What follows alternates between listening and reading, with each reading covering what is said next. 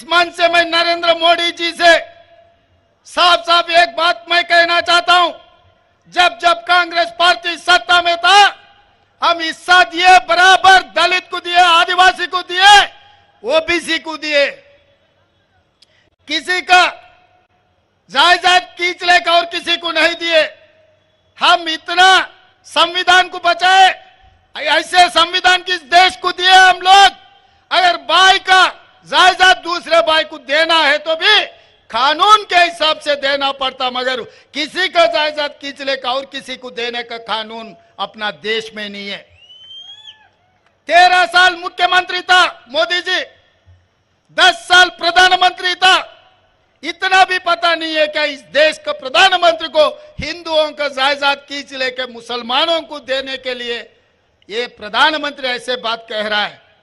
इसको डर है, दिल में हार जाने का डर है, इसीलिए ऐसे ऐसे भाषण उन्होंने दे रहा है।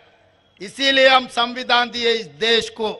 डॉक्टर बाबा साहेब अंबेडकर ये लिखा उसमें, अगर बाप का जायदाद बेटे को भी देना है तो विरासत देना, भाई का जायदाद छोटे भाई को बहन को भी देना है तो एक हिसाब किताब से वो बदली करना। ऐसे झूठे बातों से कितने दिन देश को धोखा देंगे मोदी जी।